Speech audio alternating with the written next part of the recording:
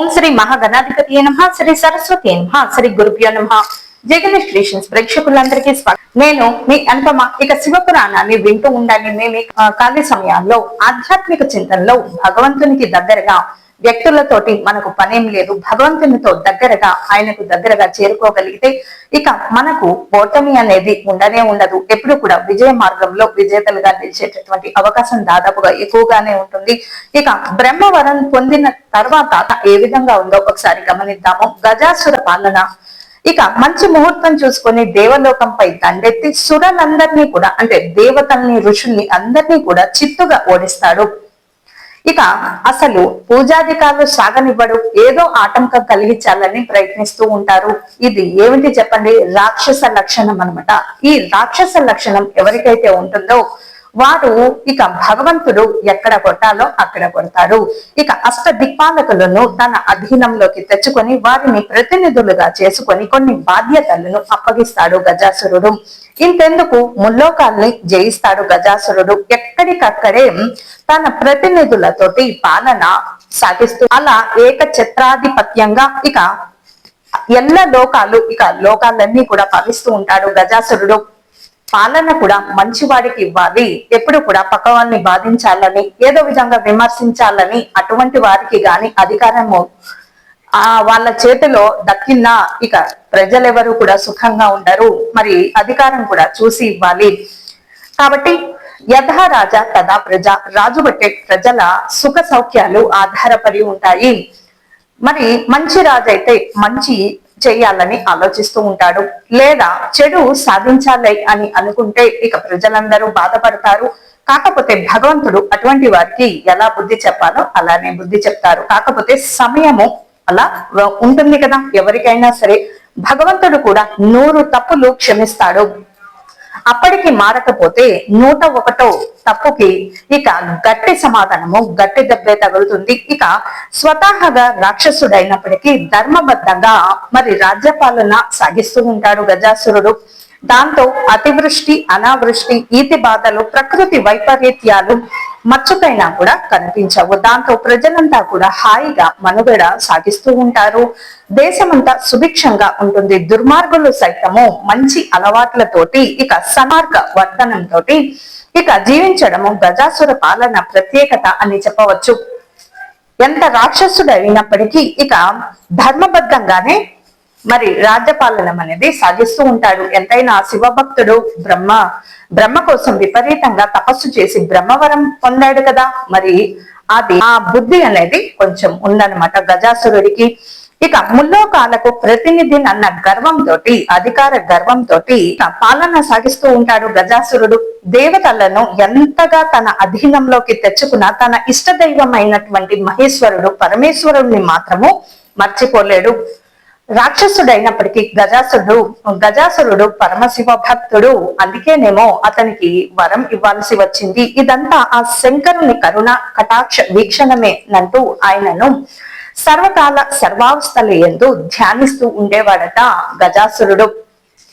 భోలా శంకరుడు రాక్షసుడికి కూడా మరి భస్మాసురుడికి కూడా మరి వరం ఇచ్చాడా లేదా? ఎంత మూర్ఖుడు అంటే భస్మాసురుడు ఆ ఇచ్చిన వరం పనిచేస్తుందా లేదా అని శంకరుడి మీదే మరి ప్రయోగించబోతే అలా పరిగెత్తుకుని వెళ్తూ ఉంటాడు శంకరుడు.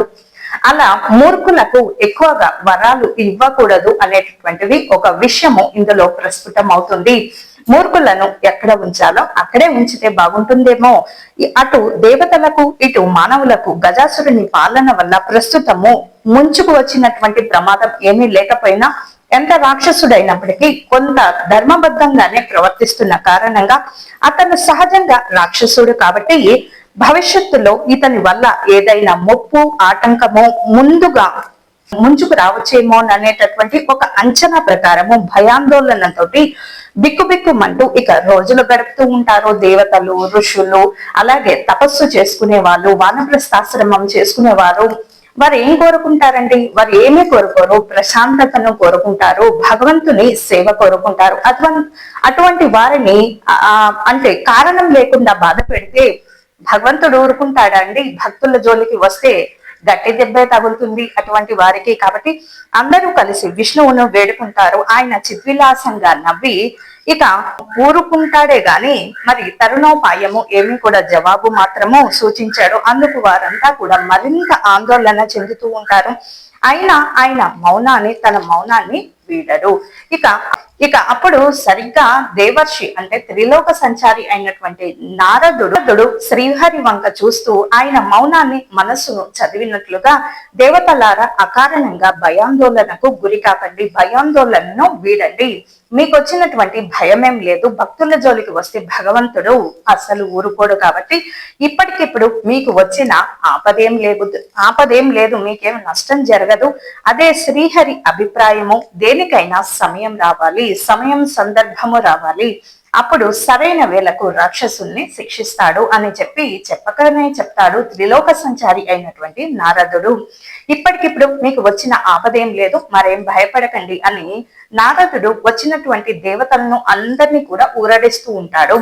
మీరు ప్రశాంతంగా ఉండండి, మీకు వచ్చినటువంటి భయమేమి లేదని వాగ్దానం ఇస్తూ ఉంటాడు. శ్రీహరి వంక చూస్తూ, అంటే ఆయన చెప్పినట్లుగా చెబుతూ ఉంటాడు. ఇక అప్పటి వరకు వేచి ఉండక తప్పదు. గజాసురుడు రాక్షసుడు అయినా అతని సహజ లక్షణాల్ని ప్రదర్శించడం లేదు కదా. ఎంత రాక్షసుడైనా మిమ్మల్ని ఏమి ఇబ్బంది పెట్టడం లేదు కదా, అంత శాతంలో మిమ్మల్ని ఇబ్బంది పెట్టట్లేదు. కాబట్టి అతనితోటి మంచిగానే వ్యవహరిస్తూ అతన్ని అంతం చేసి ఆలోచన చేయండి. రాక్షసుడికి దగ్గరికి వెళ్లి నేరుగా పోరాడే ప్రయత్నం మాత్రం చేయకండి. ముందుగా మంచిగా చెప్పి చూడాలి, లేదా సంధి చేసుకోవాలి. అది కుదరకపోతే యుద్ధం అనివార్యం అనుకుంటే ఇక యుద్ధం చెయ్యాలని ఖచ్చితంగా అనుకుంటే ఇక యుద్ధం చేయవలసిందే. కాబట్టి ముందు మాటలతో చెప్పి చూడాలి, నయాన భయాన. కొంతమంది చెబితే వింటారు, కొంతమంది కొడితే వింటారు, కొంతమంది సంధి చేసుకుంటే వింటారు, ఇంకొంతమంది యుద్ధం చేస్తేనే వింటారు. కాబట్టి అతను ఏ స్థాయిలో ఉన్నాడో ఒకసారి పరిశీలించి చూడండి. అతనితో మంచిగానే వ్యవహరిస్తూ ఎక్కడ దెబ్బ కొట్టాలో అక్కడ దెబ్బ కొట్టండి. అయితే అందుకు మంచి సమయం ఇది మాత్రం కాదు, మీరు నిశ్చింతగా వెళ్ళవచ్చు అంటాడు. ఇలా ఉండగా ఒక రోజు గజాసురుడు తన మంత్రి సామంతులతో సభ తీరి ఉండగా అక్కడకు త్రిలోక సంచారి బ్రహ్మమానస పుత్రుడు అయినటువంటి నారద మహర్షి వచ్చాడు.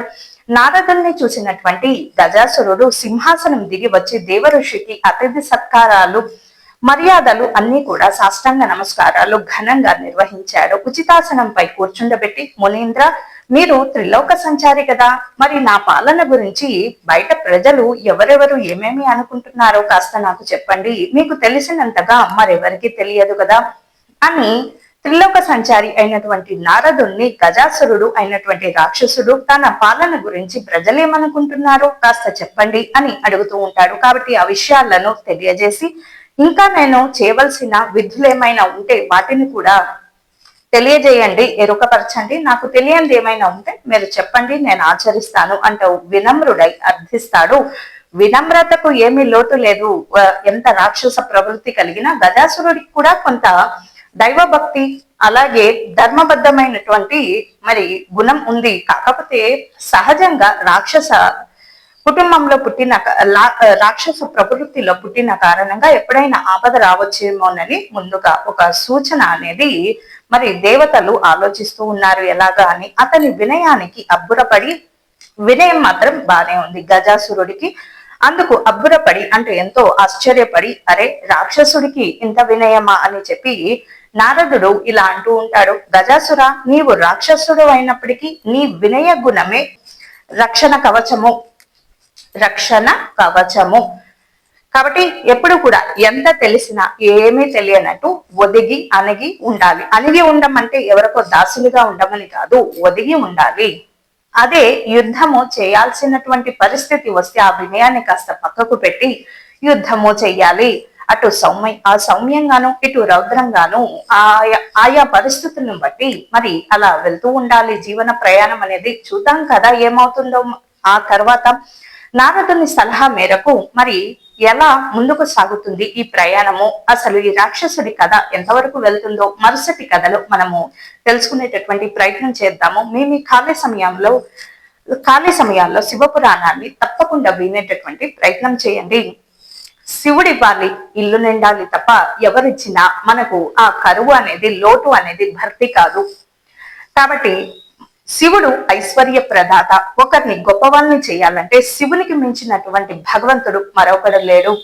ఆయన భోలా శంకరుడు. చెంబుడు నీళ్లు అలా శివలింగం మీద పోస్తేనే ఎంతో ఉబ్బి తబ్బిపై నా భక్తులు వచ్చారు కదా అని పరమ సంతోషిస్తాడట శివదేవుడు. కాబట్టి అటువంటి కరుణామయుడు భోలా శంకరుణ్ణి నమ్మిన భక్తులకు ఎటువంటి అపజయము కానీ ఆపద కానీ ఎటువంటి సమయంలో కానీ అసలు అలా జరగటానికే వీలు లేదు, జరగదు కూడా. మీకు ఉదాహరణ కావాలంటే మార్కండేయుని చరిత్ర ఒకసారి చదవండి.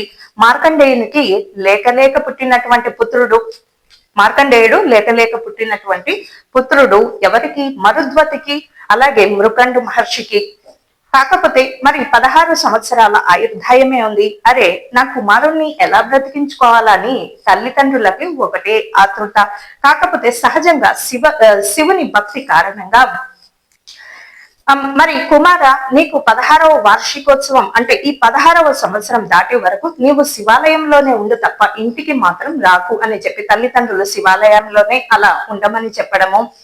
ఆ యముడు వచ్చి మరి యమపాసంతో మార్కండేయుని బంధించబోతుంటే, నా భక్తుల జోలికి మాత్రం రావద్దు, వీరి తల్లిదండ్రులు నిత్యం నన్ను పూజిస్తున్నారు కాబట్టి వీరి బిడ్డల జోలికి వస్తే నేను ఊరుకోను అని చెప్పి ఒక్క తన్నుతాడు యమధర్మరాజుని. అలా ఉంటుంది శివదేవుని కరుణా కటాక్షం అంటే. కాబట్టి ఎప్పుడు కూడా భక్తుల జోలికి వెళ్ళకండి. వాళ్ళని ఏదో ఇబ్బంది పెట్టాలని, పిచ్చివేషాలు వేయాలని ప్రయత్నిస్తూ ఉంటే చాలా పెద్ద దెబ్బే తగులుతుంది అని తెలియజేస్తూ నేను మీ అనుపమ. లోక సమస్త సుఖినో భవంతు, సర్వే జనా సుఖినో భవంతు. స్వస్తి.